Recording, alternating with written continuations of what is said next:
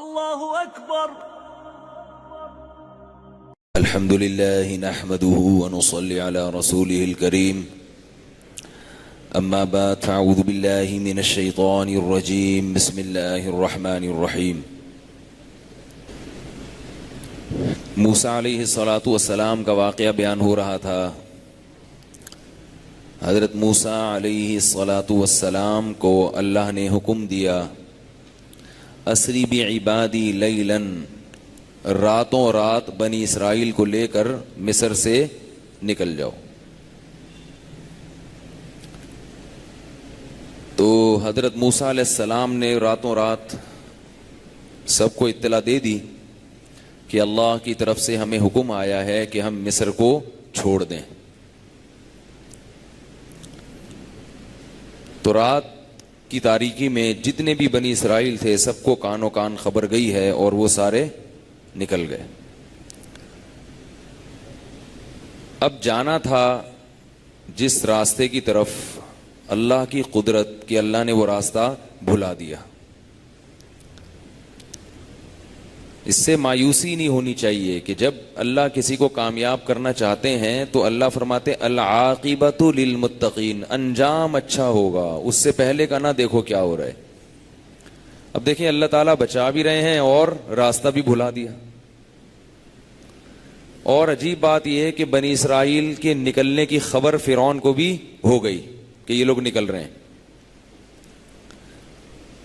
فارسل فرعون فی المدائن حاشرین، فرعون نے تمام حکومتی ذرائع استعمال کیے اور سب فوجیوں کو نوٹس بھیج دیا.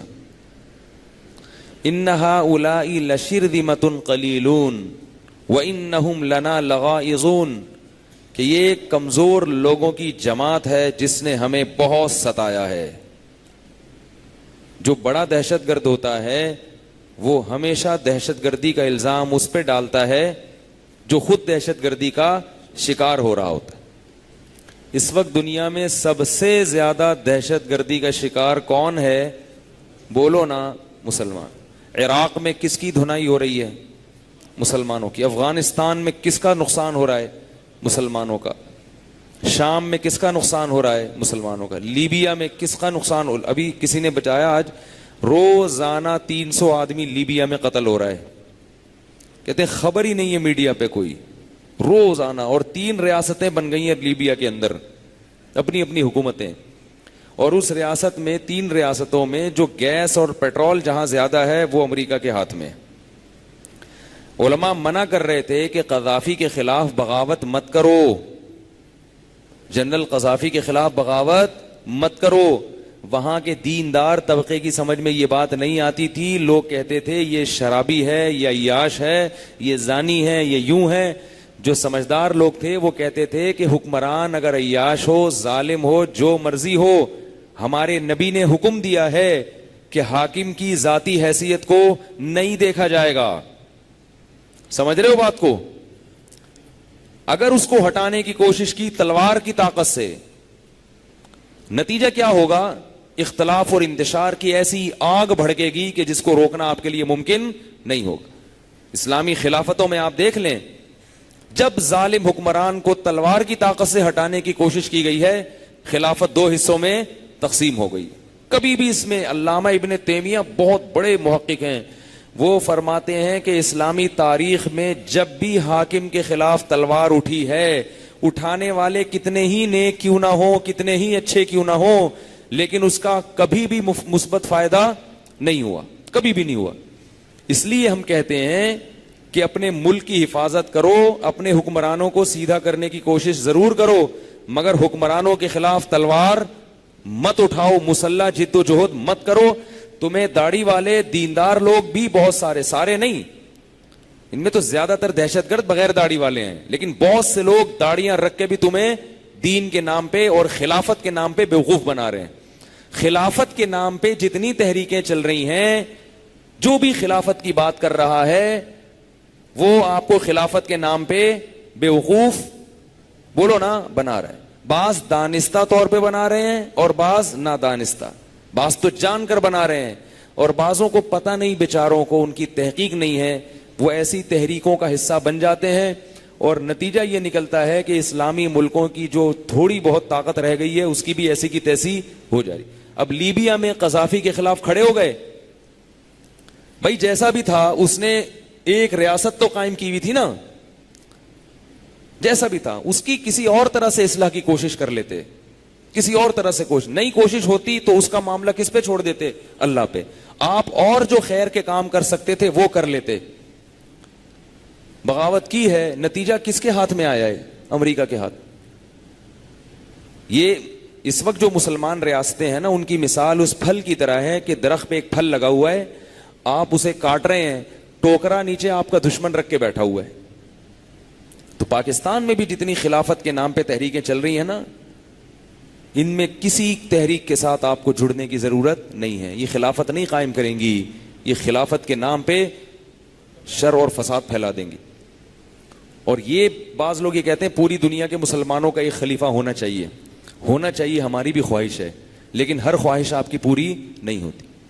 ایک چیز اگر صحیح نہیں ہو رہی, اس کو صحیح کرنے کا ایسا طریقہ اختیار کرنا کہ جو رہا سہا ہے وہ بھی جائے. کوئی بات نہیں اگر مسلمانوں کے کئی ممالک ہیں, حالانکہ کے الگ الگ حکمران ہیں, یہ اتنا بڑا مسئلہ نہیں ہے. ان مسلمانوں کو ایک کرنے کی کوشش کرو گے نا ایک ریاست کے تحت, اور تلوار کی طاقت سے, بغاوتوں کے ذریعے, ایک نہیں ہوں گے, درجنوں حصوں میں تقسیم ہو جائیں گے.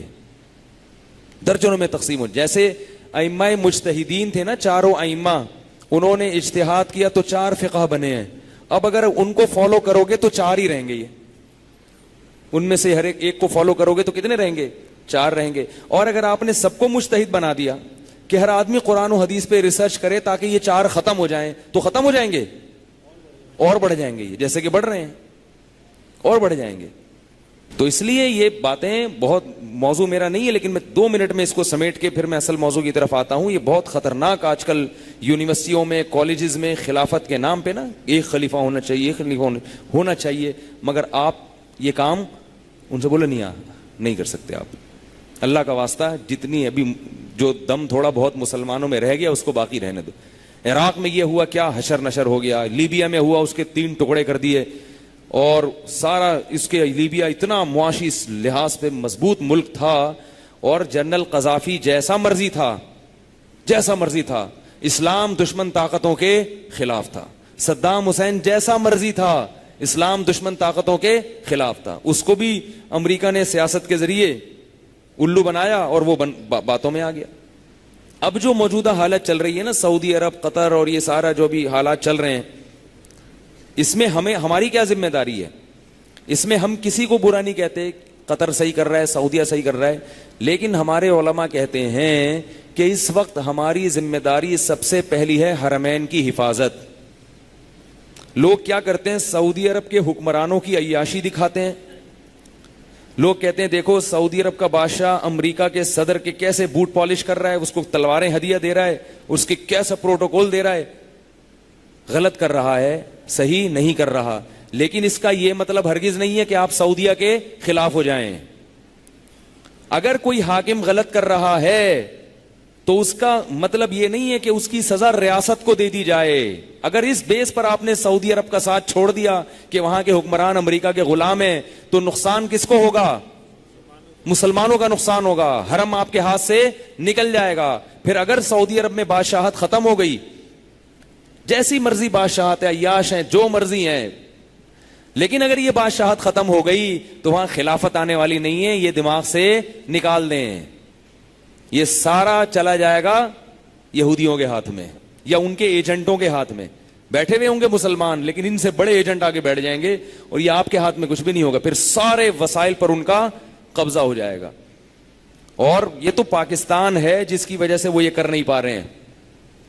اس وقت اگر پاکستان نہ ہوتا تو آپ کا حرم محفوظ نہ ہوتا, یہ حج عمرے نہیں ہو رہے ہوتے. صرف اور صرف یہ پاکستان ہے جس کی وجہ سے اسرائیل کے ٹینک مکہ اور مدینہ کی طرف رخ کرنے سے باز آئے ہوئے ہیں. اتنی بڑی خوبصورت ریاست ہے پاکستان, اپنی تمام تر خامیوں کے باوجود. یہاں کے حکمرانوں کو آپ جو مرضی کہیں, یہاں کی فوج کو آپ جو مرضی کہیں, ہمیں کوئی اعتراض نہیں ہے. لیکن اگر آپ کے حرمین کا دفاع ہو رہا ہے تو صرف اور صرف پاکستان آرمی کے ذریعے ہو رہا ہے, معذرت کے ساتھ. صرف اور صرف کس کے ذریعے ہو رہا ہے؟ آرمی کے ذریعے. کیوں؟ آپ کہہ سکتے ہیں ہماری آرمی تو ایسی نیک نہیں ہے, تو نیک کی بات ہی نہیں ہوتی. اللہ نے اس دنیا کو اسباب کے ساتھ جوڑ دیا ہے. آئی بات سمجھ میں؟ اللہ نے اس دنیا کو کس کے ساتھ جوڑ دیا ہے؟ اسباب. اللہ نے کہا کہ ان غیر مسلم ریاستوں کے خلاف طاقت بناؤ, طاقت. اللہ یہ نہیں کہا کہ ان کے خلاف نیک ہو جاؤ, بہت زیادہ نیک بھی ہو, مگر اعدوا لهم ما استطعتم من قوہ ترہبون به عدو اللہ وعدوکم, اتنا ہتھیار بناؤ, اتنا ہتھیار بناؤ کہ اس کے ذریعے تم اللہ کے دشمنوں کے دلوں میں روب ڈال دو. کس کے ذریعے؟ ہتھیار کے ذریعے. قرآن کہہ رہا ہے یہ ہتھیار کے ذریعے. آج سعودی عرب کے پاس ایسا ہتھیار نہیں ہے جس کی وجہ سے امریکہ اس سے کانپتا ہو. پاکستان کے پاس ایسے ہتھیار ہیں جس کی وجہ سے دنیا کانپتی ہے. نہیں آ رہی میرے خیال ہے, بہت مشکل ہے سمجھانا. تو اس لیے اپنے ملک سے بھی محبت کرو, جو مرضی ہے, لیکن یہی ہے آپ کے پاس, اس کے علاوہ آپ کے پاس کوئی آپشن نہیں ہے. یہاں اگر خلافت کے نام پہ بغاوت شروع کر دی, خلافت نہیں آنے والی, پتہ نہیں کیا آ جائے گا یہاں پہ. اور ویسے بھی یہاں کی ایجنسیاں اتنی اسٹرانگ ہیں کہ آج صبح کوئی بتا رہا تھا کہ ایک تحریک ہے, وہ خلافت کی بہت بات کر رہے ہیں اور بڑے زبردست تحریک چل رہی ہے. میں نے کہا بھائی وہ ہر یونیورسٹی میں 5 ہوتے ہیں, جس دن چھٹا پیدا ہوتا ہے نا, پرانے والے میں سے ایک کوئی ایجنسی اٹھا لیتی ہے, ٹھیک ہے نا, کہ 5 سے زیادہ نہیں ہونے چاہیے. کیونکہ وہ اس لیے کہ وہ ان کو تھوڑا سا رہنے بھی دو, تاکہ اس مزاج کے جتنے لوگ ہیں وہ آتے رہیں اور اٹھتے رہیں, اور زیادہ پھیلنے بھی نہیں دو. تو 5 ہوتے ہیں, 5 یا 6, جیسے ہی چھٹا یا 7واں ہوا, پرانا والا ایک اٹھا لیا. اس کو کہتے ہیں اس نے قربانی دی ہے دین کی خاطر. یہ کیا ہے؟ دین کی خاطر, خلافت کے لیے اس نے قربانی.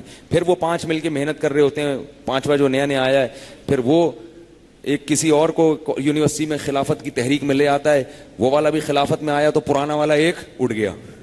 کھیل رہے ہیں یہ لوگ. سمجھتے ہیں کہ ایجنسیوں کو علم نہیں ہے, ہم یہاں خلافت کی تحریک چلا رہے ہیں اور کامیاب ہونے والے ہیں, اور یہ ہو جائے گا انقلاب. سب کی گردنیں ایجنسیوں نے ناپی ہوئی ہوتی ہیں, خفیہ ایجنسیوں نے. اتنے بیوقوف نہیں ہے. پاکستان کی جو ISI ہے وہ خفیہ ایجنسی میں جو کامیاب ترین ایجنسیوں میں نمبر 1 ہے.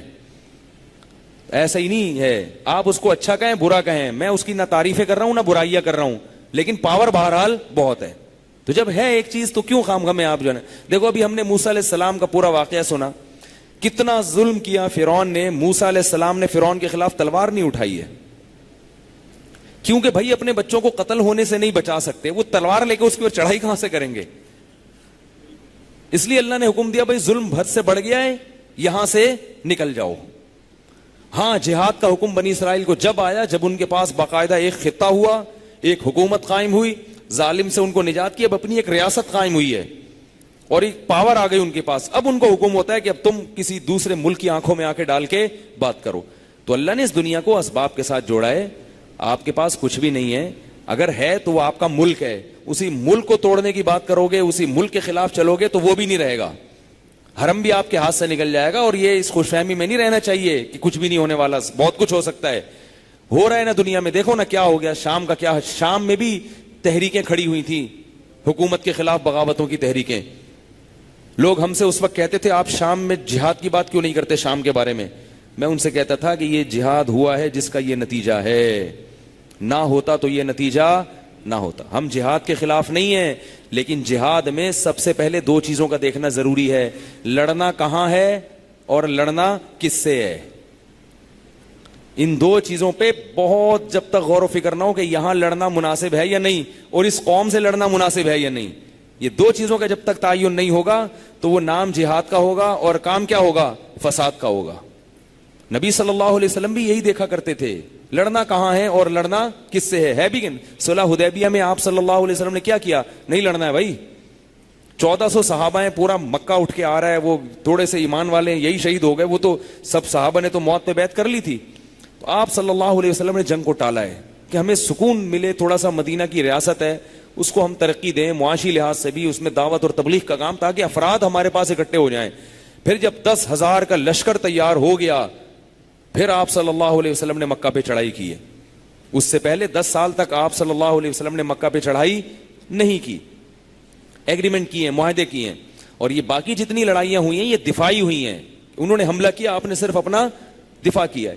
تو نبی کی سیرت میں ہمیں سب کچھ ملتا ہے. یہ موضوع بہت لمبا ہے, طویل ہے, اس پر میرے مستقل بیانات ہو چکے ہیں. بس ابھی آپ لوگوں کو یہ بتانا مقصد ہے کہ اب یونیورسٹیوں میں اس قسم کی تحریکوں سے دور رہیں. وہ تمام تحریکیں جو آپ کو ریاست کے خلاف لے کے جا رہی ہیں دین اور مذہب کے نام پہ, وہ آپ کا بھی بیڑا غرق کر رہی ہیں اور آپ کے مذہب کا بھی بیڑا غرق کر رہی ہیں, اور ملک کا تو بیڑا غرق ہو ہی رہا ہے. تو ملک کو توڑنے پر اور ملک کی سالمیت پر کوئی کمپرومائز, بولو نا بھائی, نہیں ہونا چاہیے. کیونکہ ابھی پاور ہمارے یہی ہے, آرمی کے پاس یہ پاور. تو باقی ظالم لوگوں سے اللہ, اگر ان میں سے کسی نے ظلم کیا ہے تو اللہ انتقام لینے والا ہے اس سے. وہ اگر توبہ کیے بغیر مر گیا تو اللہ انتقام لے گا, لیکن ہم کسی فرد کو سزا دینے کے لیے ہم ریاست سے بدلہ نہیں لے سکتے. تو سعودیہ کے حکمران جیسے مرضی ہوں, لیکن سعودیہ کی جو ریاست ہے اس کی حفاظت ہم سب کی ذمہ داری ہے, چاہے اس ریاست کی حفاظت کے لیے ہمیں دعوت دینے والا کوئی بھی ہو. ٹھیک ہے نا, کوئی بھی ہمیں دعوت دینے والا. تو خیر, موسیٰ علیہ السلام نکلے ہیں,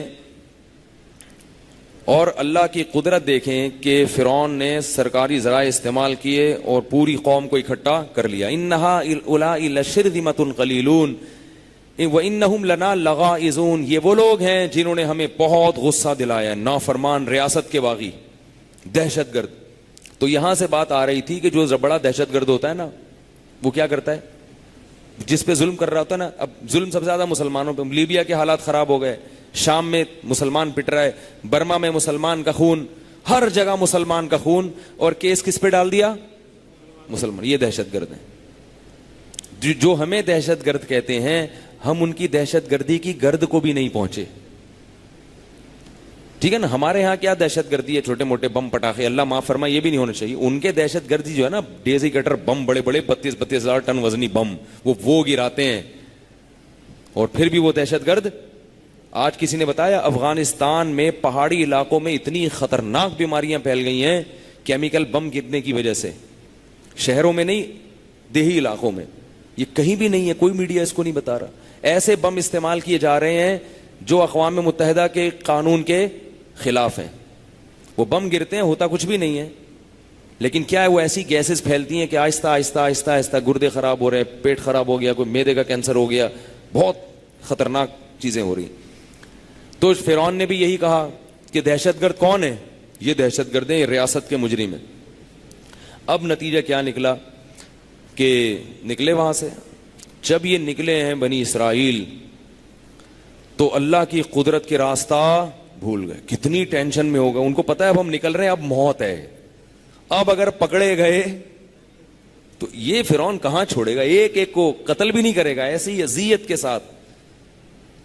اب جب بھاگتے ہوئے گئے ہیں تو دریا کے کنارے آ کے ایسی جگہ پہ, یا تو ہوتا ہے نا راستہ گم, بھول گئے تو چلو صحرا میں چلتے رہو, کہیں نہ کہیں تو نکل جائیں گے.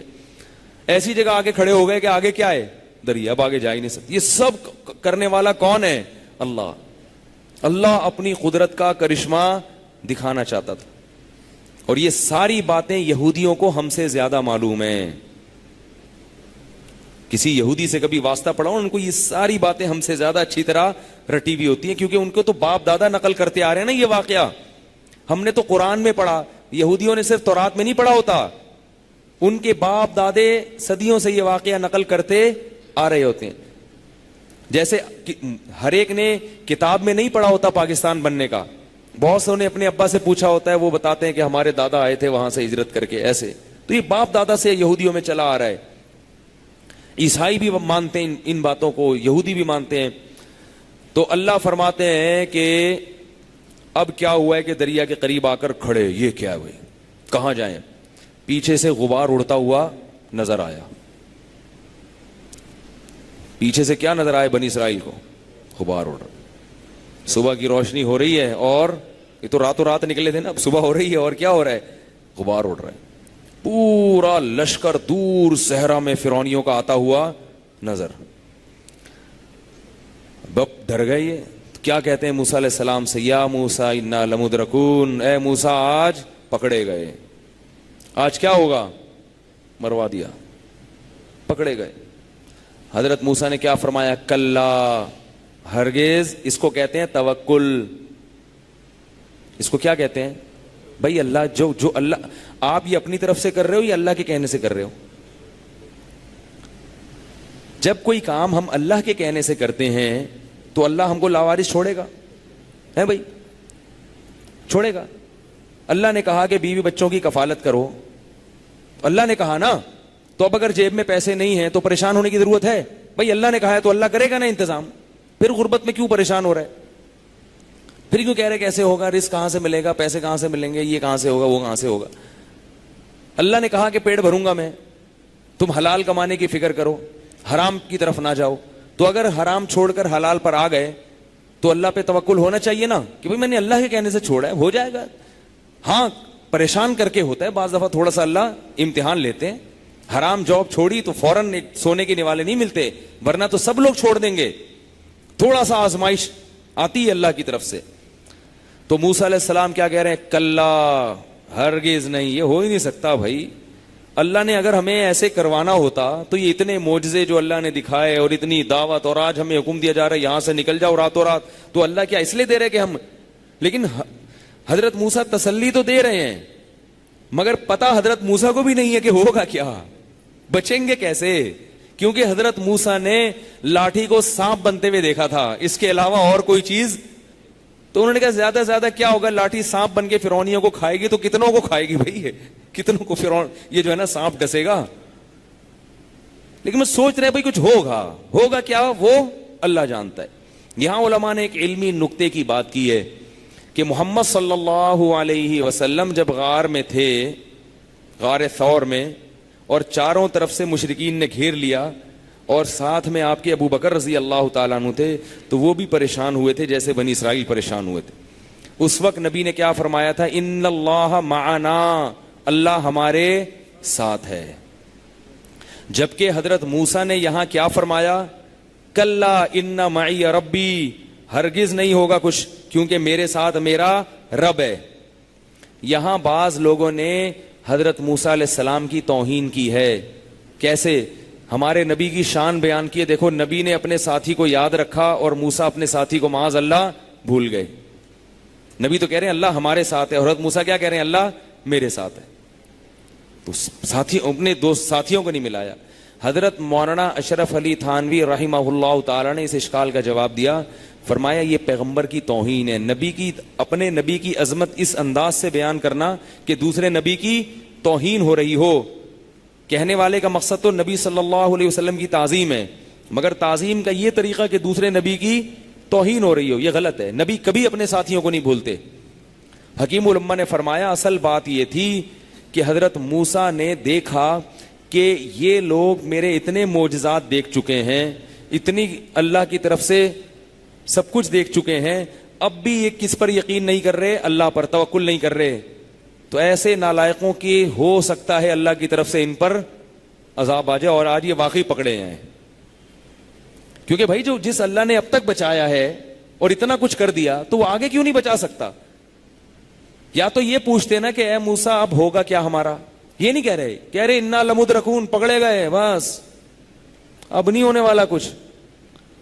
بھائی یا تو یہ کہنا ہے موسیٰ اللہ بچائے گا، امید تو ہے لیکن کیسے بچائے گا، ذرا تسلی دے دیں، ٹھیک ہے نا، یا اللہ بچائے گا کہ بھی نہیں بچائے گا، ایسا تو نہیں کہ اللہ ہمیں ابھی شہادت دے کے جنت میں پہنچانا چاہتا ہو، بلکہ یقین کے ساتھ کہہ رہے ہیں کہ کیا ہوا، پکڑے گئے، مر گئے بھائی، اب نہیں ہو رہا کچھ، بس کلمہ پڑھ لو سب لوگ۔ اس سے اچھے تو پہلے ہی تھے، پٹ رہے تھے نا، کم از کم مر تو نہیں رہے تھے، بچے ہی مر رہے تھے نا، ہماری گردنیں تو محفوظ تھیں۔ اس لیے حضرت موسیٰ کو ڈر ہوا کہ اتنے نالائق لوگ ہیں تو مجھے اس کا تو پتا ہے کہ اللہ میرے ساتھ ہے، ان نالائقوں کے ساتھ ہے یا نہیں یہ مجھے پتا نہیں ہے۔ تو بالکل موقع کے مطابق بات کی تھی۔ اور ادھر نبی کے ساتھ کون تھے؟ ابو بکر تھے۔ ان کا پتا تھا کہ جو اللہ میری مدد کرے گا تمہاری بھی لازمی کرے گا، کیونکہ تم اور میں الگ الگ نہیں ہیں، کیونکہ وہ تو جانثار ساتھی تھے نا صحابی۔ وہ تو اذ ہما فی الغار اذ یقول لصاحبہ، اللہ فرماتے ہیں اس وقت کو کیسا عجیب حضرت ابو بکر کی فضیلت ہے۔ اللہ نے صحابہ کو دھمکی دی ہے اس آیت میں کہ اگر تم نبی کی مدد نہیں کرو گے، تم سارے اس کا ساتھ چھوڑ دو گے، تو اللہ کو اس کا غم نہیں ہے, کیونکہ اللہ نے اس وقت مدد کی ہے کہ جب یہ اور اس کے ساتھی غار میں تھے اور یہ اپنے ساتھی سے کہہ رہے تھے لا تحزن ان اللہ معنا, غم نہ کر اللہ ہمارے ساتھ ہے. تو اللہ نے تمام صحابہ کو ایک طرف اور ابو بکر اور محمد صلی اللہ علیہ وسلم کو ایک طرف بیان کیا کہ تم سب بھی ساتھ چھوڑ دو. تو اللہ نے اس وقت ابو بکر کے ذریعے محمد صلی اللہ علیہ وسلم کی مدد کی ہے, تو اللہ آج بھی ایسے لوگ پیدا کر سکتا ہے. اس سے حضرت ابو بکر کی فضیلت کا پتہ چلتا ہے, کتنی بڑی فضیلت. اسی لیے حضرت عمر کہا کرتے تھے کہ میری ساری نیکیاں ابو بکر لے کے مجھے صرف ایک وہ رات کی نیکی دے دیں جو انہوں نے محمد صلی اللہ علیہ وسلم کے ساتھ غار میں گزاری تھی, تو مجھے یہ سودا منظور ہے. تو اب بنی اسرائیل کیا کہہ رہے ہیں, انا لمدرکون, پھنس گئے موسیٰ. موسیٰ علیہ السلام نے کیا فرمایا, ان معی ربی, میرے ساتھ میرا رب ہے. اللہ فرماتے ہیں فاوحینا الی موسیٰ, ہم نے موسیٰ کو وحی کی, ہم نے موسیٰ کو وحی کی. ان بعصاک, وہ کیا ہے, ان اسری بعبادی لیلا انکم متبعون واترک البحر رہوا انہم جند مغرقون. بلکہ اس سے پہلے آیت ہے ان بعصاک الحجر, وہ پتھر پہ وہ مارا تھا, اسے دوبارہ چشمے پیدا ہوئے. کیا ہے قاری صاحب, آیت پڑھیں, میرے ذہن سے وہ آیت یاد. ان اضرب بعصاک البحر فانفلق فکان کل فرق کالطود العظیم. فرماتے ہم نے موسیٰ کو حکم دیا کہ یہ لاٹھی کس پہ مارو, اس پانی پہ مارو. حضرت موسیٰ نے لاٹھی کو اٹھا کے ایسے کر کے مارا ہے. اللہ فرماتے ہیں فکان کل فرق کالطود العظیم, دونوں طرف سے پانی پھٹا ہے اور پہاڑوں کی طرح پانی دونوں طرف کھڑا ہو گیا, ایسے وادی بن گئی درمیان میں. ایسے پانی اللہ کی قدرت سے دونوں طرف جو موجوں طغیانی آئی ہوئی تھی اس میں, وہ پانی کیسے کھڑا ہو گیا, ایسے رک گیا, اور درمیان میں حضرت موسیٰ اور بنی اسرائیل کے لیے خشک راستہ بن گیا. اللہ فرماتے ہیں کہ ہم نے ان کو گزارا ہے. فرعون کی طاقت, جب انسان پر اللہ معاف فرمائے گناہ کی شہوت چڑھی ہوتی ہے نا اس کے دماغ پہ, تو اس کو کچھ بھی سمجھ میں نہیں آتا. فرعون دیکھ رہا ہے کہ یہ کس کے لیے ہوا ہے. ظاہر ہے ایسا دنیا میں ہوتا نہیں ہے نا کہ لاٹھی لگے اور راستہ کھل جائے. وہ دیکھ رہا ہے کہ یہ میرے لیے تھوڑی ہوا ہے, یہ تو ان کے رب نے کیا ہے. وہی رب جو لاٹھی کو سانپ بناتا ہے, آج اس نے ان کے لیے راستہ پیدا کر دیا, تو مجھے یہ رسک نہیں لینا چاہیے. لیکن طاقت کے نشے میں اس نے یہ رسک لے لیا. اس نے کیا کیا, رسک لے لیا. اور اللہ فرماتے ہیں وَأَزْلَفْنَا ثَمَّ الْآخَرِينَ, اور اس لشکر کو بھی ہم نے دریا کے قریب کر دیا. اور وہ لشکر آیا ہے جب موسیٰ علیہ السلام اور بنی اسرائیل پار ہو گئے, تو وہ بھی دریا کے درمیان میں آ کے, جب پورے دریا کے درمیان میں آئے نا اے ٹو زیڈ, یعنی پہلا اور آخری بندہ جب درمیان میں پہنچا ہے, اللہ فرماتے ہیں ہم نے سمندر کو, وہ جو تیز موجیں تھی اس کو چلا دیا. جب وہ تیز موجیں چلی ہیں تو وہ ڈوبنا شروع ہوئے ہیں. اللہ فرماتے ہیں اضل فرعون قومہ وما ہدا, فرعون نے خود بھی گمراہ ہوا اور اپنی قوم کو بھی مروا دیا. اس لیے میں کہتا ہوں ان سیاست دانوں میں جو 2 نمبر ہیں, ان کے پیچھے جاؤ گے, یہ خود بھی مریں گے اور تمہیں بھی مروائیں گے. کیونکہ لیڈر, جہاں بھی قرآن میں لیڈر کا تذکرہ آتا ہے, اللہ بتاتے ہیں یہ خود بھی برباد ہوتے ہیں اور اپنے ساتھ اپنی پارٹی کے نوجوانوں کو بھی برباد کرتے ہیں. یہ پارٹی والوں کو بھی برباد. میں نہیں کہہ رہا کہ سیاست میں نہ جاؤ, آپ دیکھ کے سوچ سمجھ کے جایا کرو. تو اللہ فرماتے ہیں سب کو مروا دیا اس نے. اور جب فرعون ڈوبنے لگا ہے, حتی اذا ادرکہ الغرق, فرمایا جب اس کے منہ میں پانی جانے لگا اور موت اپنی آنکھوں سے دیکھ لی, قال آمنتو, کہنے لگا میں ایمان لایا, انہو لا الہ الا الذی آمنت بہ بنو اسرائیل, کہ کوئی معبود نہیں ہے اس ذات کے سوا جس پر بنی اسرائیل ایمان لائے ہیں. اپنی غلام قوم کا حوالہ بھی دے رہا ہے. یہ بھی کہہ سکتا تھا میں اللہ پر ایمان لایا, یہ بھی کہہ سکتا تھا میں خدا پر ایمان لایا, یا ان کی زبان میں جو بھی گاڈ کو کہتے ہوں گے, لیکن بالکل کلیئر بتا رہے تاکہ فرشتوں کو کوئی کنفیوژن نہ ہو بات سمجھنے میں. اور ضمیر شان بھی لے کر آیا, انہو کا مطلب پتہ کیا ہوتا ہے ضمیر شان؟ انہو کا مطلب بات یہ ہے کہ انہو قصہ یہ ہے کہ شان یہ ہے کہ بات یہ ہے کہ تو ہمارے استاذ یہ تفسیر پڑھاتے ہوئے اس آیت کا ترجمہ کرتے تھے کہ فرعون کو اتنی عقل آ گئی, ڈوبتے ہوئے کہہ رہے بھائی بات تو سنو, بات یہ ہے کہ ابھی بتانا چاہ رہا ہوں یار میں کچھ تمہیں, تم روح قبض کرنے آ گئے, بات تو سنو یار, انہو اصل بات یہ ہے, ایکچولی بات یہ ہے, تم سنو تو صحیح میں کیا کہہ رہا ہوں ہے بھائی. تو پورے قصے کے پوری تمہید مان کے کہ بات تو سنو. آمنتو میں ایمان لایا, کس رب پر؟ اس رب پر جس پر بنی اسرائیل ایمان لائے, میرا ان کا رب میں کوئی فرق نہیں ہے. بھائی یہ ایک واقعہ ہے لیکن ہمیں اپنے بارے میں بھی سوچنا چاہیے. ہم ایمان والے تو ہیں مگر ہم میں سے ہر شخص نے توبہ نہیں کی ہے. ہم ایمان کی نعمت تو اللہ نے ہمیں دے دی, لیکن موت کے وقت کہیں ایسا نہ ہو کہ ہماری بھی یہ کیفیت ہو کہ اللہ میں اب توبہ کر رہا ہوں. اللہ نے کافر کا بیان کیا, ایمان کا, کہ اس کو اللہ نے ایمان قبول نہیں کیا, اور اللہ نے موت کے وقت مسلمان کی توبہ کا تذکرہ بھی قرآن میں کیا ہے. اور اللہ فرماتے ہیں کہ تبت الآن, وہ یہ کہتا ہے مرتے ہوئے کہ اللہ میں اب توبہ کر رہا ہوں, اللہ فرماتے ہیں اس کی توبہ قبول نہیں ہوگی. اللہ نے گنہگار مسلمان کا بھی ذکر کیا کہ جب وہ مرتے ہوئے توبہ کرتا ہے تو اللہ اس کی توبہ قبول نہیں کرتے, اور اللہ نے کافر کا بھی ذکر کیا کہ مرتے ہوئے کلمہ پڑھتا ہے تو اللہ اس کے کلمے کو قبول نہیں کرتے. اس لیے فرعون کے حالات سے عبرت حاصل کرنی چاہیے. یہ نہیں دیکھنا چاہیے کہ وہ تو کافر تھا, وہ تو مانتا ہی نہیں تھا, ہم تو کلمہ پڑھتے ہیں. ٹھیک ہے ہم کلمہ پڑھتے ہیں مگر کلمے کے تقاضوں پر عمل نہیں کرتے. تو اللہ فرماتے ہم نے کیا کہا, آنا اب تو توبہ کر رہا ہے, وقد عصیت قبل, اس سے پہلے تو اللہ کی نافرمانی کرتا رہا ہے. اب نہ صرف یہ کہ تیری توبہ قبول نہیں ہے, فَالْيَوْمَ نُنَجِّيكَ بِبَدَنِكَ, آج ہم تیری باڈی کو اور تیری لاش کو محفوظ کر لیں گے. سارے مر گئے, فرعون بھی غرق ہو گیا, مگر اللہ فرماتے تیری لاش کو میں کیا کر دوں گا, محفوظ. لِتَكُونَ لِمَنْ خَلْفَكَ آیا, تاکہ تیرے بعد آنے والے, قیامت تک آنے والے لوگ تیری لاش کو دیکھ کے عبرت حاصل کرتا رہے کہ یہ کیسے مرا تھا, اس کے ساتھ ہوا کیا تھا.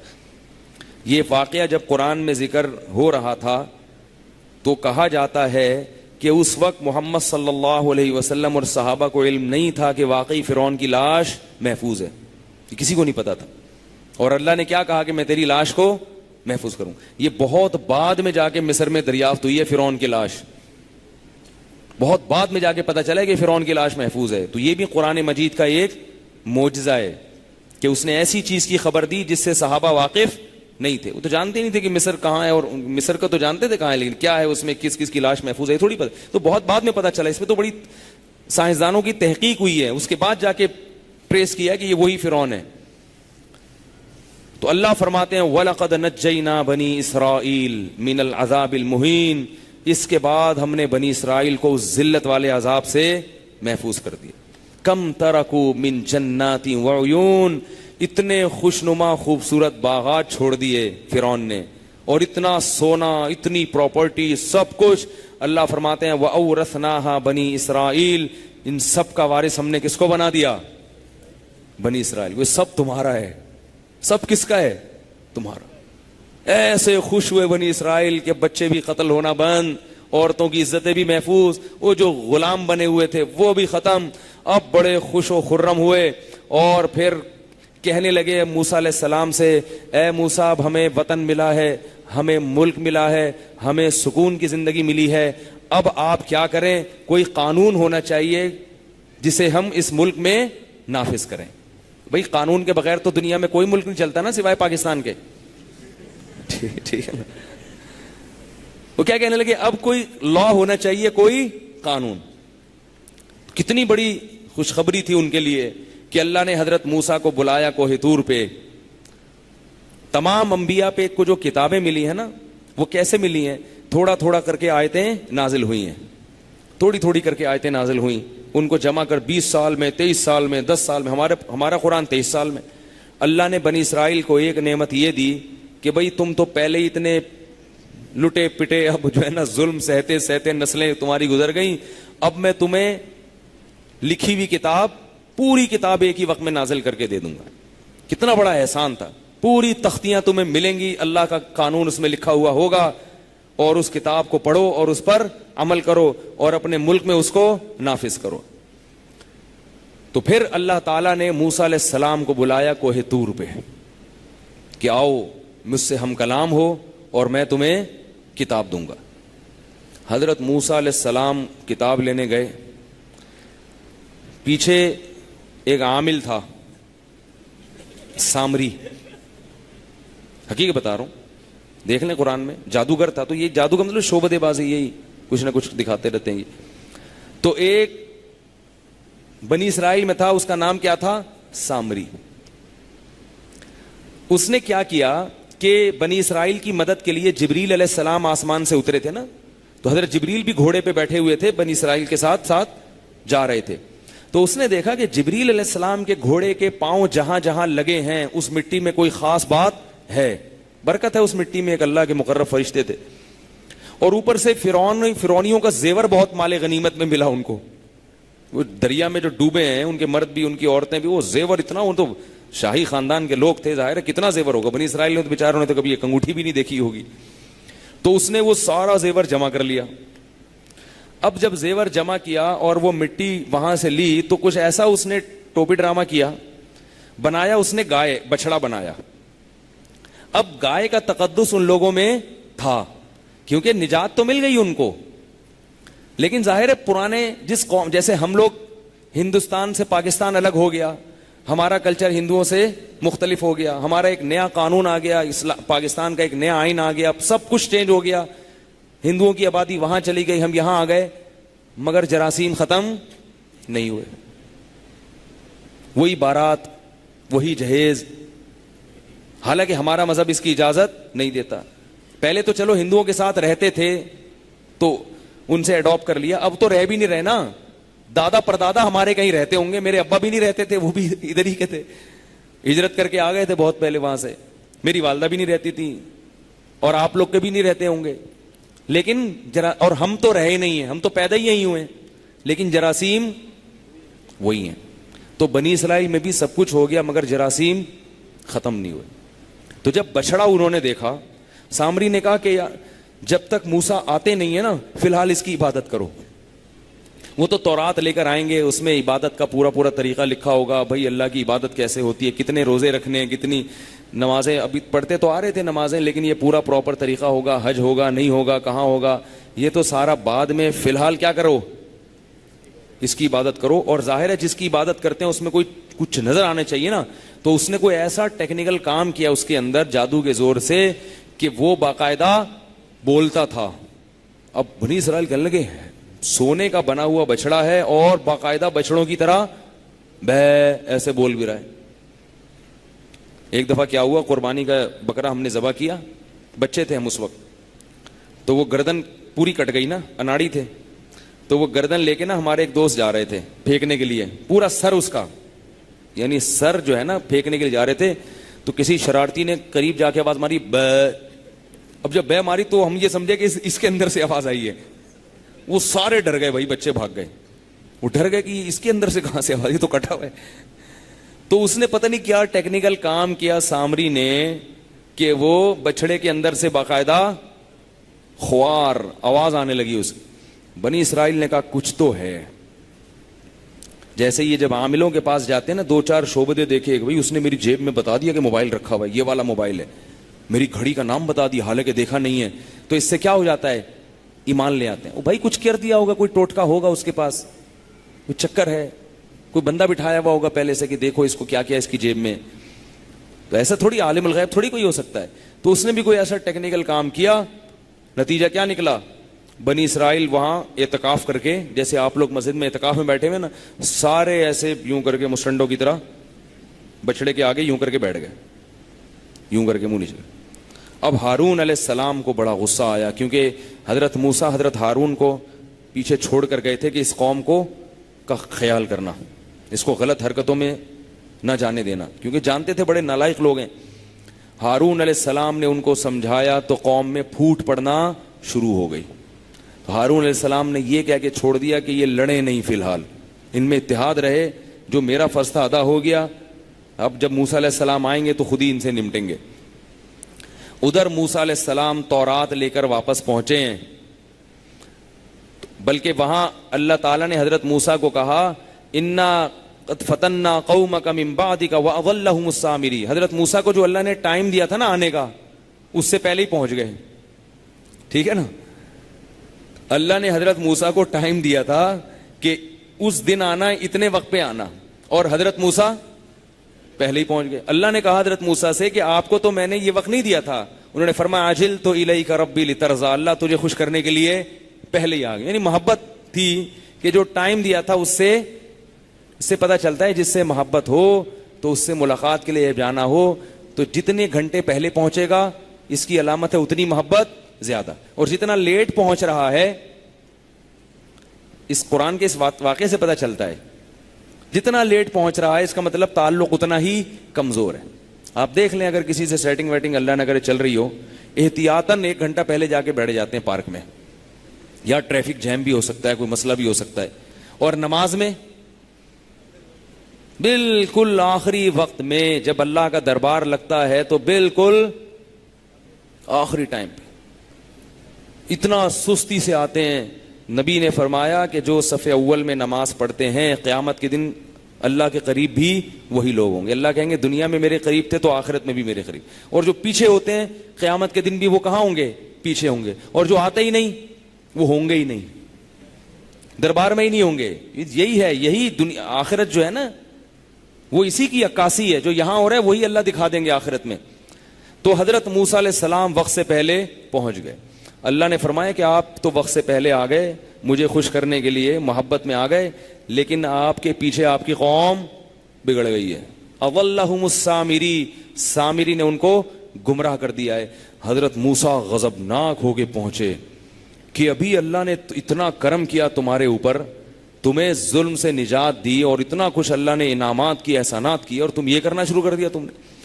واپس گئے ہیں اور اب اپنے بھائی کی داڑھی جا کے پکڑی ہے. سب سے پہلے اپنے بھائی کی داڑھی پکڑی کہ جب یہ تم نے اس قوم کو دیکھا کہ بچڑے کی عبادت کر رہی ہے, تم نے اس قوم کو روکا کیوں نہیں؟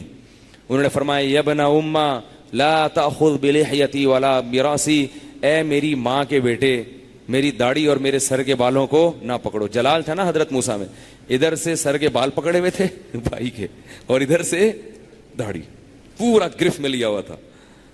یہ کیا ہو رہا ہے, یہ کیسے عبادت کر رہے ہیں یہ؟ انہوں نے فرمایا کہ میں نے کوشش کی مگر ان میں پھوٹ ڈلنے لگی تھی, لڑائیاں شروع ہو رہی تھیں, تو اس لیے میں رک گیا. تو ان کو تو پھر حضرت موسیٰ نے ان کی مغفرت کے لیے بھی دعا مانگی, اپنے لیے بھی. پھر بنی اسرائیل کو کہا تو وہ بھی توبہ طائب کرنے لگے.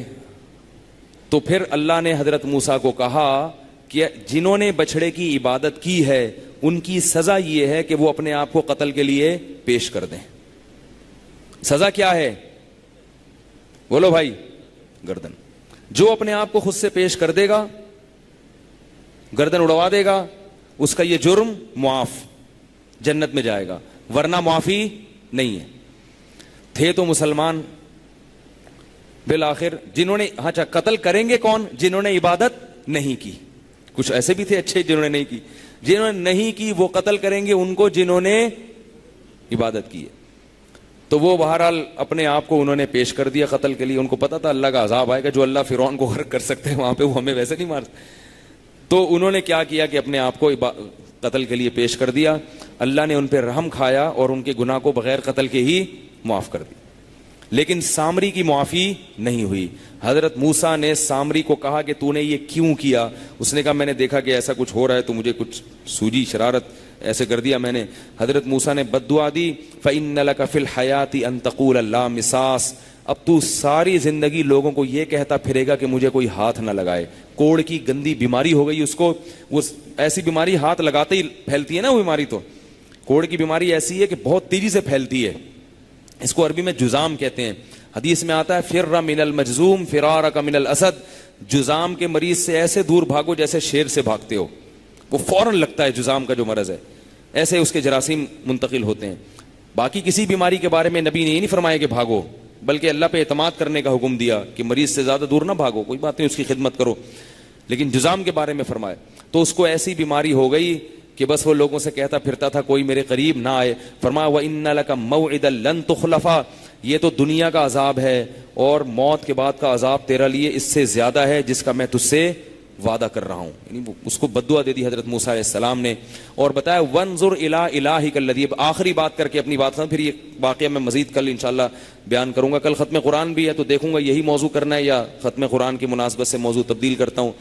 تو اور یہ بھی کہا, اب یہ بات سمجھو, وَانظُرْ إِلَىٰ إِلَٰهِكَ الَّذِي غَلْتَ عَلَيْهِ عَاكِفًا, یہ جو تیرا معبود ہے نا جس کے گرد تو سر لٹکا کے بیٹھا ہوا تھا اور تم سب اس کی عبادت کر رہے تھے, لَنُحَرِّقَنَّهُ, اس کا اب انجام دیکھو میں کرتا کیا ہوں, اس کا انجام دیکھو میں اس کے ساتھ, یہ ٹیکنیکل پوائنٹ ہے اس کو نوٹ کر لو, اس کا انجام دیکھو میں اس کے ساتھ کرتا کیا ہوں. لَنُحَرِّقَنَّهُ, آگ میں ڈالوں گا اس کو, ثُمَّ لَنَنْسِفَنَّهُ فِي الْيَمِّ نَسْفًا, اور راکھ بنا کے دریا کی موجوں کے حوالے کر دوں گا. اس سے زیادہ ذلیل کوئی کسی کو کر سکتا ہے؟ یہ اس کے ساتھ ہونے والا. کیا مطلب؟ جب آپ کے دل میں کوئی ناجائز عقیدت پیدا ہو گئی ہے, ناجائز عقیدت کا مطلب یہ ہے کہ خامخواہ میں آپ اس سے ڈر رہے ہیں جبکہ اس کے پاس ہے کچھ بھی نہیں, تو بالکل اپوزٹ میں ایسا کام کریں جس سے آپ کے دل سے اس کا تقدس نکل جائے. اسی لیے میں کہتا ہوں کہ عاملوں کی عظمت دل سے نکالنے کے لیے اتنا کافی نہیں ہے کہ آپ ان کے پاس جانا چھوڑ دیں. یہ ضروری ہے کہ آپ ان کے پاس جائیں, آپ ان سے بولیں کہ تمہارے اندر جو دم ہے نا کرنے کا, تعویذ گنڈے فلیتے پلیتے دو جہاں رکھنے رکھاؤ, میں رکھ کے دکھاؤں گا, انشاءاللہ کچھ بھی نہیں ہوگا. نہیں یاری بات میرا خیال ہے, کانفیڈنس پیدا کریں. ورنہ موسیٰ علیہ السلام, بنی اسرائیل کیا تھا, بنی اسرائیل کہتے دیکھو موسیٰ علیہ السلام نے کچرے میں تو پھینک دیا اس کو, اس لیے پھینکا ہے کہ موسیٰ علیہ السلام بھی سوچ رہے ہیں کہ بھائی زیادہ نہیں, ایسا نہ ہو کہ اس کے بھی کوئی دیوتا ہوں, ہے بھائی اس کے بھی کوئی شیاطین سے لنک, بچڑا ہے نا آخر, وہ بھی بھائیں بھائیں کر رہا ہے, تو تھوڑا سا جو ہے نا ذبح کر کے پھینک دیں, ٹھیک ہے. یا یہ کہ عزت احترام کے ساتھ کسی عجائب گھر میں رکھ لیں. ان کے دل سے تقدس نکالنے کے لیے کیا حضرت موسیٰ نے کیا, جلا کے راکھ بنا کے. اب معبود کو جلایا جا رہا ہو تو چیخے گا نا وہ, تو بتا دیے کہ یہ کچھ بھی نہیں کر سکتا. تو اس لیے یہ تعویذ گنڈے کا جو حساب کتاب ہے, اس کی عظمت دل سے نکالنے کا طریقہ یہ ہے کہ ان تعویذوں کو بالکل بھی لفٹ نہ کرائے گا. چیلنج کیا کریں, بولے جس عامل میں دم ہے جادو ٹونے کا وہ میرے گھر آ کے کرے. ایک صاحب نے مجھے کہا کہ ایک عامل نے مجھے دھمکی دی ہے, ایک نوجوان نے مجھے کہا ایک عامل نے مجھے دھمکی دی ہے کہ 24 گھنٹے کے اندر اندر تیرے ساتھ یہ ہو جائے گا.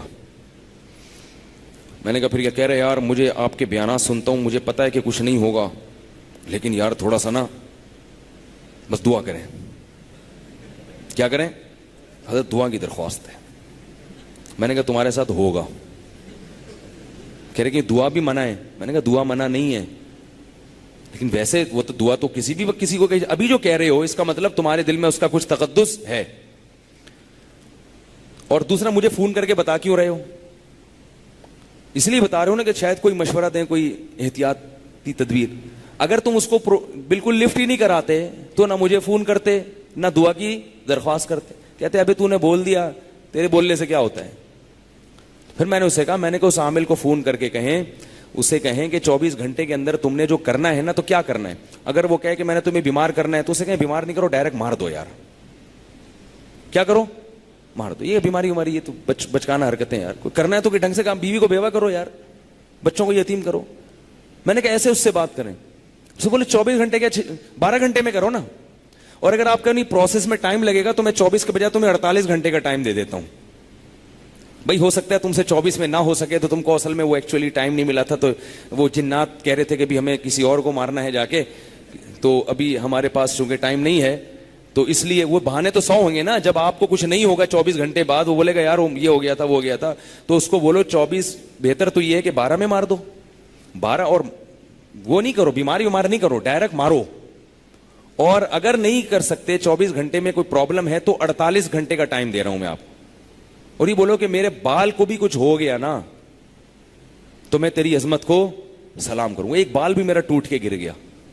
اور یہ بتا دوں کہ اگر تو نے مجھے دوبارہ دھمکی دی تو میں 24 نہیں, میں 2 گھنٹے کے اندر اندر تیرے ساتھ وہ کچھ کروں گا کہ تیری نسلیں یاد رکھیں گی. اس نے پھر ایسا ہی کیا. سمجھے تو دھمکیاں دے رہا ہے نا, میں تجھ سے بڑا فنٹر ہوں. تو وہ پھر 12-24 گھنٹے کے بعد اس لڑکے کا فون ہے, کہہ رہا کچھ بھی نہیں ہوا الحمدللہ مجھے. میں نے کہا کچھ اس لیے نہیں ہوا کہ آپ نے اس کو کیا کر دی, ریورس میں دھمکی دے دی. ورنہ یہ کیا ہوتا ہے کہ قوت انفعالی ہوتی ہے ایک چیز, کہ آپ کسی کا اثر قبول کر رہے ہیں. اس میں بعض دفعہ کچھ نہیں بھی ہو رہا ہوتا تو آپ خود بخود ہی گھل رہے ہوتے ہیں اندر, خود بخود ہی اندر سے ہو رہے ہوتے ہیں یار کچھ ہو رہا ہے, کچھ ہو رہا ہے. تو اس لیے یہ جو نبی صلی اللہ علیہ وسلم نے فرمایا کہ جب صحابہ پہ شراب کو حرام قرار دیا تو فرمایا شراب کے برتن بھی توڑ دو تاکہ شراب کی محبت بالکل دل سے نکل جائے.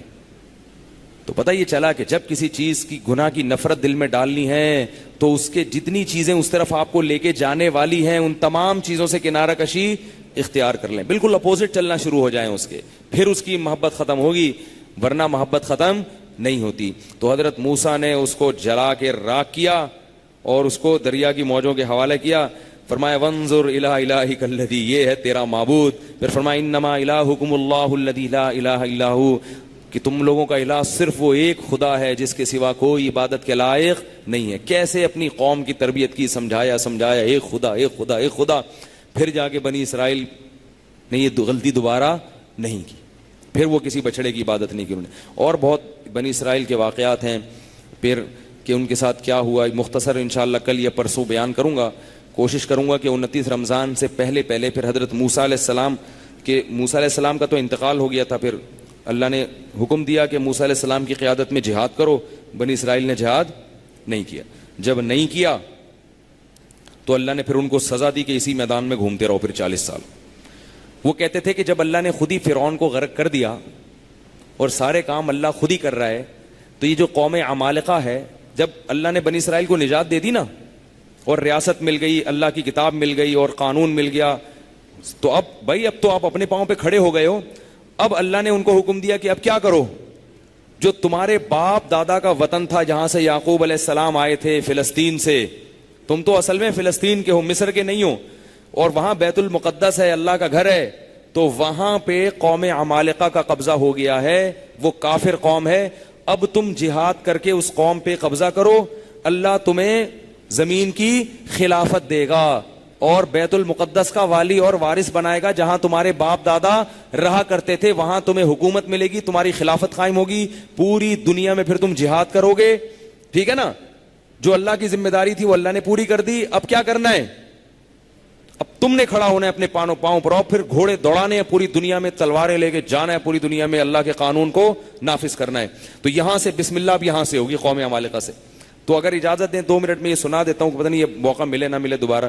تو اب کیا ہوا کہ وہ کیا کہنے لگے, انہوں نے اپنے مخبر بھیجے کہ جا کے دیکھ کے آؤ یہ قوم ہے کیسی. اگر یہ چائنیز کی طرح اتنے سے ہیں نا, اتنے چھوٹے چھوٹے سے ہیں, دیکھ لیں گے. جب وہ دیکھ کے آؤ تو بڑے تگڑے تگڑے لمبے لمبے تھے. تو وہ موسیٰ علیہ السلام سے کہنے لگے ایکچولی بات یہ ہے کہ ہم اس سے لڑ نہیں سکتے, ان فیہا قوما جبارین, یہ بڑے طاقتور لوگ ہیں, وَإِنَّا لَن نَدْخُلَهَا, ہم وہاں نہیں جا سکتے. بنی اسرائیل چاہ رہے تھے کہ اللہ نے پہلے جیسے فرعون کو تباہ کر دیا نا, یہ کام بھی اللہ خود ہی کر دے. جبکہ اللہ کی عادت کیا ہے, جو بھائی تم نہیں کر سکتے وہ میں کروں گا, اور جو تم کر سکتے ہو وہ, یہ ہر چیز میں اصول چلتا ہے. ہم وہ کریں گے جو ہمارے بس میں ہے, پھر اللہ اپنی مدد کرے گا. اگر ہم وہی نہیں کر رہے جو ہمارے بس میں, پھر تھوڑی اللہ کی مدد آئے گی. تو اللہ نے کہا کہ جاؤ. تو وہ آگے کہنے لگے یا موسیٰ ان فیہا قوما جبارین, بہت طاقتور لوگ ہیں. تو اچھے لوگ بھی ہوتے ہیں, ان میں بنی اسرائیل میں 2 لوگ تھے جن پر اللہ کہتے ہیں ہم نے انعام کیا تھا. وہ کہنے لگے بھائی جب اللہ کہہ رہا ہے جا کے لڑو پیغمبر کی قیادت میں, تو اللہ ضرور فتح دے گا. یہاں تک جو اللہ ہمیں لے کر آیا ہے رسوا کرنے کے لیے تھوڑی لایا ہے, اللہ ضرور جیسے فرعون کے خلاف نصرت کی ضرور کرے گا. تو پھر بھی نہیں باز آئے, نالائق کہنے لگے یا موسیٰ اذهب انت وربک, اے موسیٰ تو جا اور تیرا رب جا. کلیم اللہ کو دیکھ رہے ہیں, اتنے بڑے پیغمبر, کیسے مدد ہوئی ہے, تمہیں ظلم سے نجات دی ہے, سب کچھ ہوا. تو کیا کہہ رہے ہیں, اے موسیٰ آپ جاؤ اور آپ کا رب جائے. انا ہاہنا قاعدون, ہم یہیں بیٹھے ہوئے دیکھ رہے ہیں, جب فتح ہو جائے تو ہمیں بتا دیں. حضرت موسیٰ کو بڑا غصہ آیا. اللہ نے بھی دیکھو حضرت موسیٰ کو کتنی آزمائشوں میں ڈالا ہے.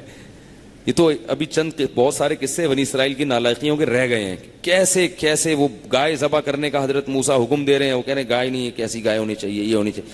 اتنا تنگ کیا حضرت موسیٰ علیہ السلام کو کہ ہمارے نبی صلی اللہ علیہ وسلم نے ایک دفعہ کسی نے آپ صلی اللہ علیہ وسلم کو تنگ کیا تو آپ نے فرمایا اللہ موسیٰ پہ رحم کرے, موسیٰ کی قوم نے موسیٰ کو اس سے بھی زیادہ تنگ کیا تھا. مال غنیمت جب فتح مکہ ہوا نا تو مال غنیمت کی تقسیم میں کسی نے اعتراض کیا, وہ نئے نئے مسلمان ہوئے تھے, نوجوان تھے بالکل, تو انہوں نے کسی نے اعتراض کر لیا, بعض نے کہا کہ وہ منافق تھے واللہ عالم, کسی نے اعتراض کیا کہ اس دفعہ تقسیم صحیح نہیں ہوئی ہے. آپ صلی اللہ علیہ وسلم کا چہرہ غصے سے سرخ ہو گیا. آپ نے فرمایا نبی بھی اگر صحیح تقسیم نہیں کرے گا پھر کون کر سکتا ہے. پھر آپ صلی اللہ علیہ وسلم نے اپنے غصے کے کڑوے گھونٹ کو نگلا اور فرمایا اللہ موسیٰ پہ رحم کرے, موسیٰ کو اس سے زیادہ ستایا گیا تھا ان کی قوم نے. تو پھر انصار صحابہ نے کہا یا رسول اللہ یہ ہمارے یعنی ان کی طرف سے عذر کیا کہ اس نوجوان کو سمجھایا کہ بعد میں کہتے ہیں کہ وہ بہت بڑے فتنے کا وہ اس کی اولاد میں خوارج پیدا ہوئے واللہ عالم. تو حضرت موسیٰ علیہ السلام نے کیا کہا, جاؤ گائے کو ذبح کرو, تو کہنے گائے نہیں ذبح ہو سکتی, یہ کیسے ہو سکتا ہے, یوں ہو سکتا ہے, ہر چیز میں. کیونکہ وہ غلام رہ کے نا وہ مینٹل اپروچ کیا ہو گئی تھی, بوتل کا جن سنا ہے آپ نے, بوتل کا جن کبھی سناؤں گا قصہ. اب جب ان کو حکم دیا تو وہ نہیں جا رہے. اللہ نے پھر حضرت موسیٰ علیہ السلام نے, اور بھی بہت ساری نالائقیاں کر چکے تھے وہ, اللہ سے ہم کلام ہونے جا رہے ہیں, تورات لینے جا رہے ہیں, تو قوم کہہ رہی ہے کہ ہمیں بھی لے کے جائیں, ہم گواہ بننا چاہتے ہیں کہ اللہ ہی دے رہا ہے, ایسا تو نہیں کہیں اور سے اٹھا کے لے آئیں. حضرت موسیٰ کو غصہ آتا, اب یہ جتنے معجزے دیکھے ہیں اس کے بعد بھی یقین نہیں آ رہا. تو پھر 70 آدمیوں کو نا گواہ بنا کے بھیجا گیا کہ قوم کے بڑے بڑے سردار چنے گئے 70, وہ گئے ہیں, وہ وہاں جا کے کیا کہہ رہے ہیں, یہ کوہ طور پہ تورات تو ہم نے دیکھ لی اور اللہ کا ہم نے کلام بھی سن لیا کہ آپ سے ہم کلام ہو رہا ہے, لیکن ہم دیکھنا چاہتے ہیں, نظر بھی آئے اللہ ہمیں. اللہ تو حضرت موسیٰ نے نہیں دیکھا. حضرت موسیٰ نے کہا اللہ تمہیں اپنی زیارت کروائے گا نالائقوں. اللہ کو اتنا غضب آیا کہ اللہ نے 70 کے 70 کو وہیں موت دے دی, مر گئے سارے. اتنا غضب آیا کہ یہاں کے کیا کہہ رہے ہیں, اللہ کو دیکھیں گے ہم. اب موسیٰ علیہ السلام نے کہا اللہ جو گواہ تھے وہ تو مر گئے, میں اپنی قوم کو کیا بتاؤں گا جا کے, میں جب جاؤں گا تو جیسے یہ نالائق تھے قوم بھی ویسی ہی ہے نا, قوم بھی کیا ہے ویسی ہی تو ہے وہ. تو قوم کہے گی کہ جن کو ہم نے گواہ بنا کے بھیجا تھا جو اپنی آنکھوں سے دیکھیں تورات مل رہی ہے آپ کو, تو وہ گواہ تو سارے موزت, وہ تو کیا کریں گے, وہ تو مجھے بھی وہ کرنا شروع کر دیں گے. پھر اللہ نے ان 70 کو دوبارہ زندہ کیا ہے. جتنے لاڈ بنی اسرائیل کے اٹھائے گئے ہیں یہودیوں کے, اتنے لاڈ دنیا میں کسی قوم کے نہیں اٹھائے گئے. تبھی جب اس قوم کی نالائقی حد سے بڑی ہے, اللہ نے کہا کہ اس کے بعد میں نے یہودیوں سے بنی اسرائیل سے دنیا کی قیادت چھین لی. اور یہ قیادت اللہ نے کس کو دے دی, اب یعقوب علیہ السلام کی اولاد سے قیادت اللہ نے چھین لی اور کس کو دے دی, اسماعیل علیہ السلام کی اولاد. فرمایا اب نبی کس میں آئے گا, محمد صلی اللہ علیہ وسلم. اور بنی اسرائیل کے صرف اتنا نہیں, آگے بھی بہت کچھ ہوا ہے. بہت سارے پیغمبر موسیٰ علیہ السلام کے بعد آئے ہیں, ان کو ستانا شروع کر دیا. سلیمان علیہ السلام, داؤد علیہ السلام, زکریا علیہ السلام, عیسیٰ علیہ السلام اور الیاس علیہ السلام, اتنا ستاتے ستاتے حضرت عیسیٰ آخری پیغمبر آئے ہیں. اللہ نے کہا اب بنی اسرائیل میں کوئی پیغمبر نہیں آئے گا. اور اللہ نے فرمایا ضربت علیہم الذلہ, ان پر اللہ نے ذلت کو دے مارا, والمسکنہ, اور وباء بغضب من اللہ, قیامت تک اللہ فرماتے ہیں اللہ کے غضب کے مستحق ہو گئے. تبھی دنیا میں یہودی لفظ کیا بن گیا ہے, گالی بن گیا ہے. کسی کو یہودی بول دو نا, عیسائی کو بھی, وہ کہے گا یار کوئی تمیز سے بات کرو, کیا کہہ رہے ہو مجھے تم, اتنی بڑی گالی بن گیا ہے وہ. تو یہ اس وجہ سے کہ جتنا ان کو پروٹوکول ملا ہے اتنا دنیا میں کسی قوم کو نہیں ملا. 70 گواہوں کو اللہ نے زندہ کر دیا, بولا کہ جاؤ بھائی. تو اب کیا ہوا کہ وہ 70 گواہ دوبارہ آئے اور پھر گواہی دی انہوں نے. تو ایسے بہت ساری نالاقیاں ہیں. تو پھر جب جہاد نہیں کیا تو موسیٰ علیہ السلام نے کہا اللہ میرے اور اس قوم کے درمیان تو جدائی ڈال دے.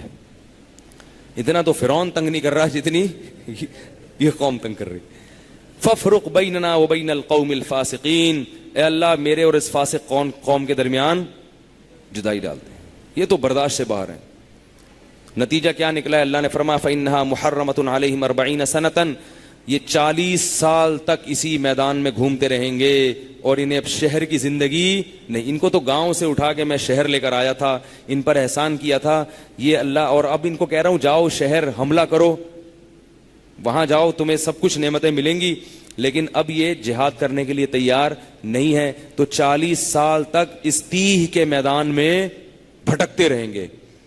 تو 40 سال پھر بنی اسرائیل اسی میدان بالکل سورج کے نیچے پڑے رہتے تھے، اور جاتے تھے سفر کر کے، جب صبح اٹھتے تھے جہاں سے نکلے تھے وہیں صبح پڑے ہوئے ہوتے تھے۔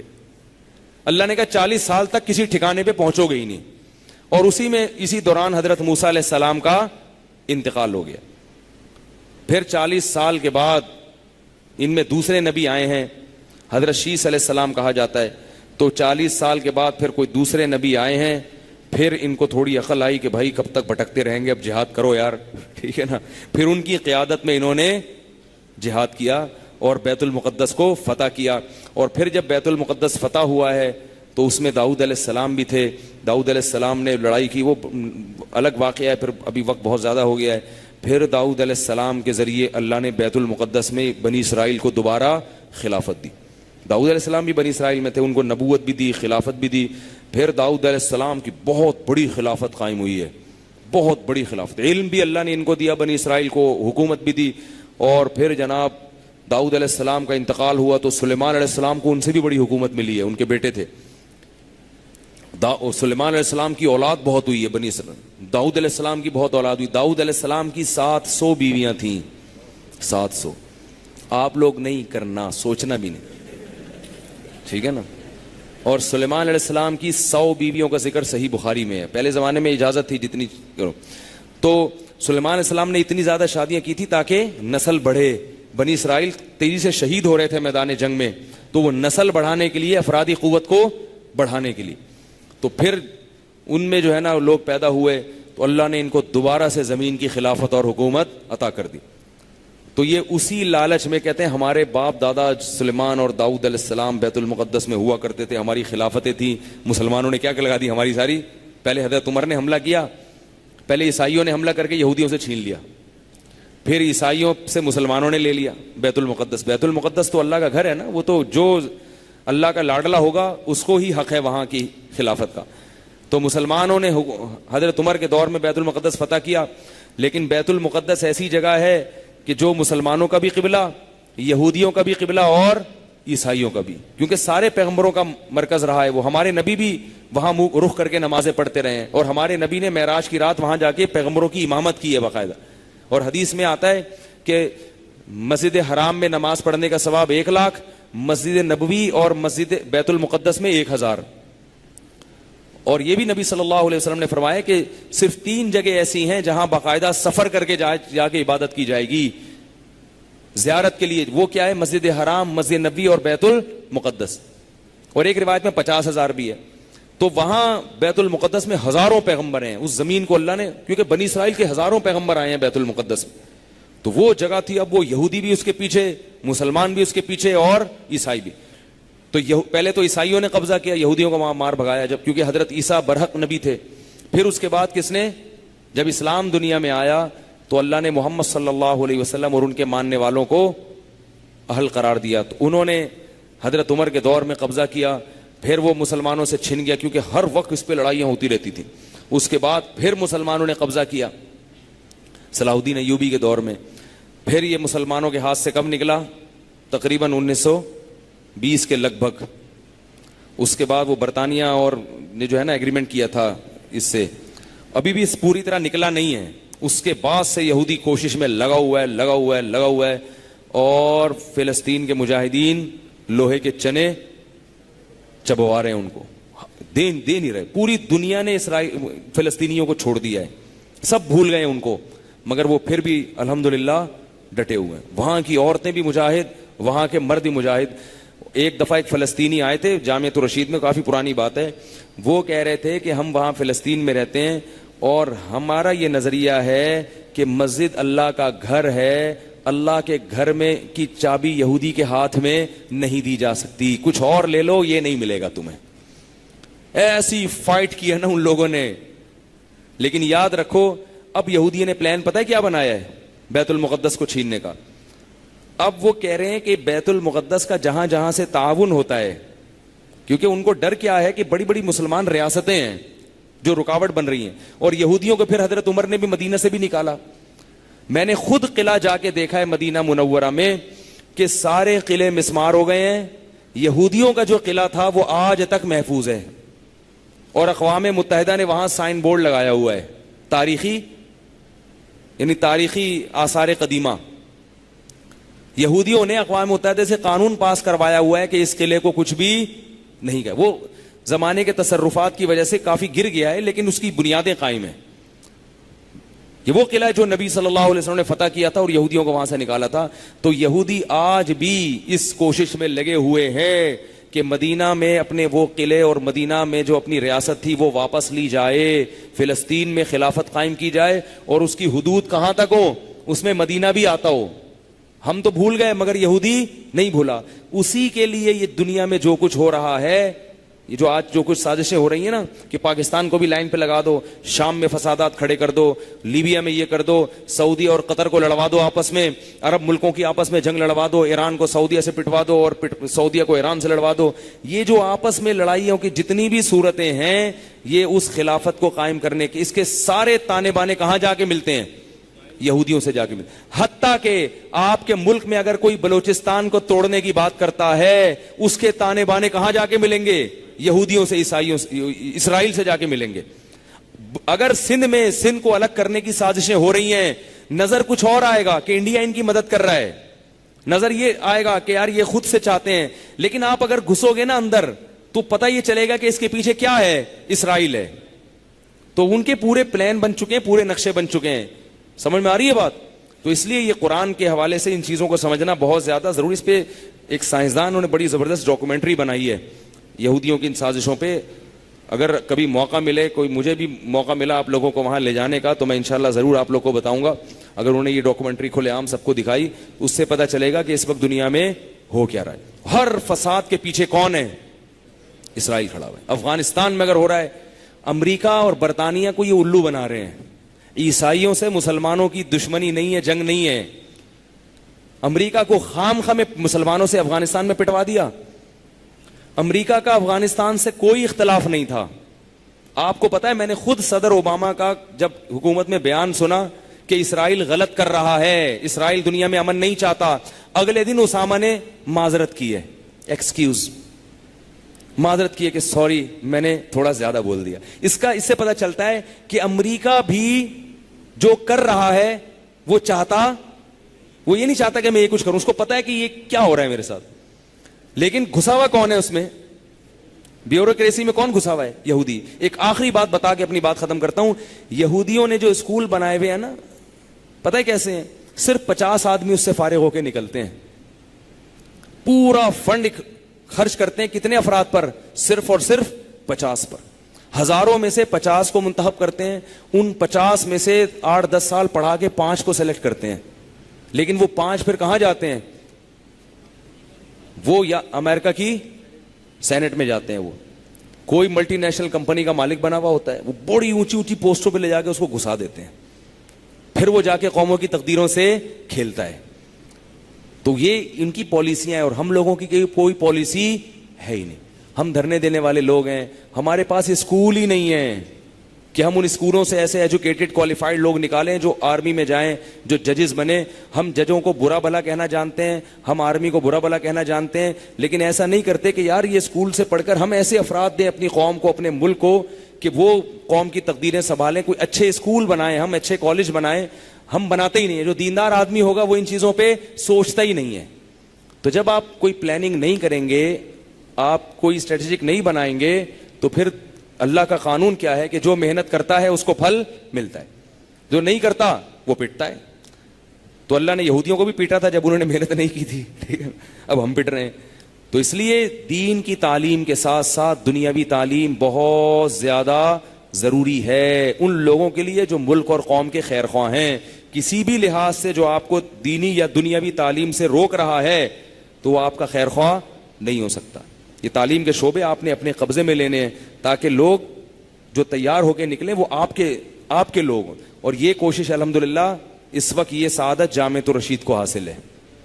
پورے ملک میں جامعۃ الرشید نے, بلکہ پورے بر صغیر میں برما, بنگلہ دیش, انڈیا, پاکستان, اس میں الحمدللہ جامعۃ الرشید نے اس طرف سوچنا شروع کیا ہے کہ بھائی ایک ہی چھت کے نیچے علماء بھی پیدا کرو, سائنسدان بھی پیدا کرو, فوج میں جانے والے آفیسرز بھی یہیں سے جائیں, ججز بھی یہیں سے جائیں. وجہ کیا ہے کہ مسلمانوں کا ماضی یہی تھا. آپ کو پتا ہے کہ البیرونی کتنا بڑا سائنسدان تھا فلکیات کا, اور امام غزالی کتنے بڑے عالم تھے, کتنے بڑے مفتی تھے. یہ دونوں ایک کمرے میں ایک چھت کے نیچے بیٹھ کے پڑھے ہیں.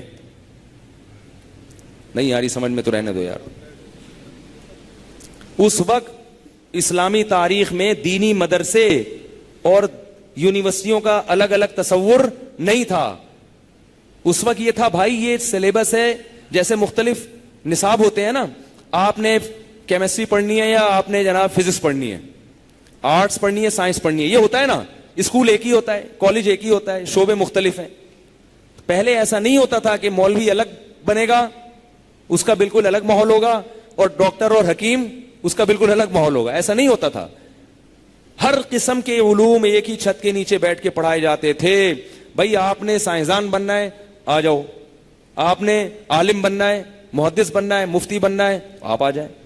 تو ایک ہی چھت کے نیچے سے فارغ ہو کے نکلتے تھے. یہ سائنسدان بھی, علماء بھی, ان سب کا لباس ایک جیسا ہوتا تھا, ان سب کا, کیونکہ ایک ہی جیسی تربیت ہوتی تھی نا. آپ البیرونی کی شکل دیکھ لیں, امام غزالی کی دیکھ لیں, آپ کو نہیں پتا چلے گا ان میں امام غزالی کون سے اور البیرونی سائنٹسٹ کون ہے.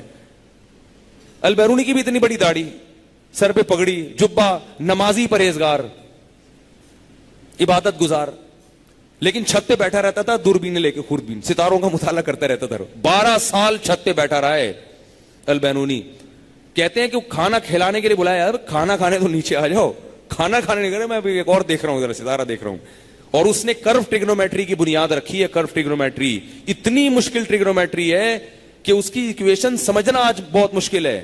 عام طلبہ جو ہے نا, جو ٹاپ بھی کیا وہ, آپ ہم لوگ نے پوچھا ان سے کہ یار ہمارے جو یعنی جو اساتذہ جو فلکیات جانتے ہیں, یار یہ ایکویشن بنی کیسے, کچھ پتہ نہیں ہوتا. کہنا ہے یہ بنی کیسے یہ نہیں پتا, اتنی مشکل ہے کرو ٹریگنومیٹری. تو یہ انہی کی کتابیں تو یورپ نے جا کے یونیورسٹیوں میں پڑھائی ہیں, تو یورپ نے ترقی کی ہے. تو 12 سال تک چھت پہ بیٹھا رہا ہے وہ. رمضان کے روزے بھی رکھتا تھا, تہجد بھی پڑھتا تھا, عبادت بھی کرتا تھا, حج بھی کرتا تھا. شکل سے پتہ نہیں چلتا تھا ان میں مفتی کون ہے اور ڈاکٹر کون ہے, انجینئر کون ہے, پتہ نہیں چلتا, ریاضی دان کون ہے. آج 2 بندے بیٹھے ہیں, پتہ چل جائے گا یہ مولوی صاحب ہیں, اور یہ پتہ نہیں مسلمان بھی ہے یا نہیں ہے جو ڈاکٹر صاحب ہیں. ڈاکٹر صاحب کا اسٹائل ہی الگ ہوگا, ٹائی ہوگی, کلین شیو ہوگی, سگریٹ پی رہے ہوں گے رمضان میں دن دہاڑے. ہاں تبلیغ میں وقت لگا لیا یا کسی کے پاس بیٹھ گئے تو احترام کر لیا رمضان کا, روزے رکھنا شروع کر دیے. بالکل 1-2 راہیں الگ الگ شروع ہو گئی. تو اس کو واپس لانا کس کی ذمہ داری ہے؟ تو یہ اللہ کا فضل ہے. جامعۃ الرشید نے الحمدللہ یہ کام شروع کیا ہے. اس لیے جامعۃ الرشید کے خلاف نہ بولا کرو.